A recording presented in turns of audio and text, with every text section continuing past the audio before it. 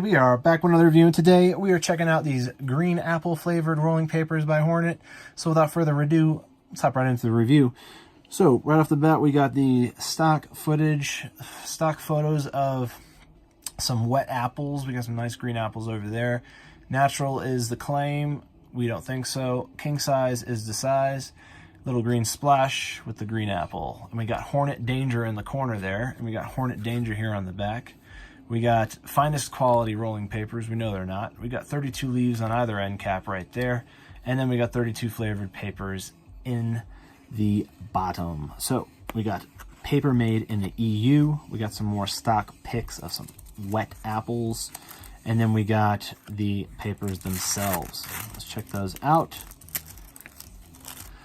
So right off the bat, first thing I noticed was we don't really have any issues in regards to the printing, but it's a little light. So it's like, yeah, there's no lines on this, but you can see that the apples are light. You got some halved apples and some whole apples with some tinier apples tossed in the mix here too. And the reason why I say that is when I look at the immediate next paper, you can see that the apples are darker.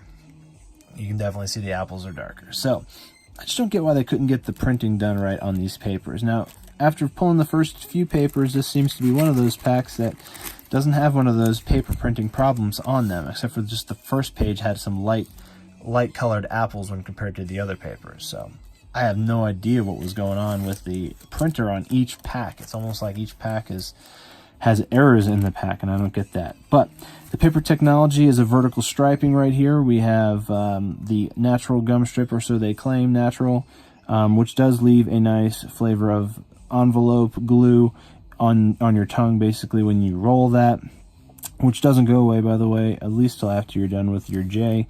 And the flavor of the green apple was extremely mild. Don't ever think that this is going to overpower the flavor of something you're smoking. A lot of the reasons why people smoke these flavored papers is because they're smoking something that needs to have the flavor masked or cover up, and they usually use these flavorings like flavored Rillos and flavored papers to kind of cover that. You're smoking mids or something like that, or some kind of gnarly tobacco you had stuffed in a sock drawer that has no flavor anymore.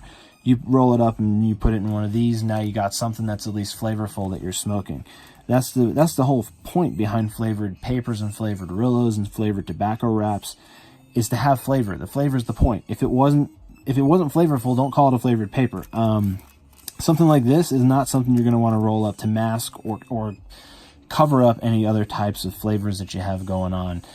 They're so mild. Every one of these packs of Hornet papers. This is the last one of our 15-day installment of these Hornet papers, but I mean, roundabout way here. I mean, don't make flavored papers if they're not going to be flavorful. People buy flavored papers because they want the flavor. They're buying them for the particular flavor. It might be they want it when they roll it.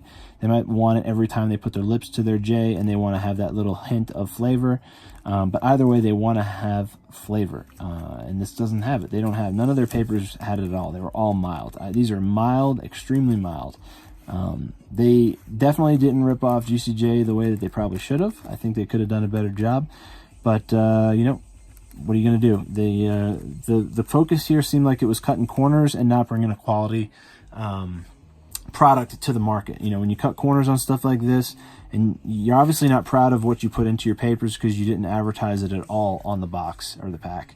I mean, look at all this useless empty space right here with just, you know, one word, danger. I wouldn't even put danger on my packages unless it was actually dangerous. You don't want to put negative marketing like that on your packages. It's kind of not the path for profit, I guess. And if you did have awesome things going for your papers, like as you notice when you look at like Elements, Raw, all the HBI brands, they're basically, you know, telling you exactly what they put in there, because each point that they put into the technology of the paper is a selling point.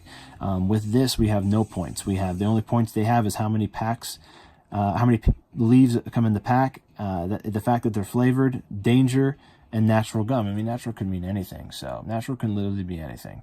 So don't be deceived by marketing. Don't buy these crappy papers. Spend a little more and put good stuff in your lungs when you're going to smoke. So if you like this review, give it a thumbs up. For more content like this, subscribe for more. If you have had smoking these Hornet papers, you like them, you didn't like them, let us know in the comments below as well. And yeah, be on the lookout for the rest of our smoking reviews. We drop those every single Monday, so have a great rest of your day.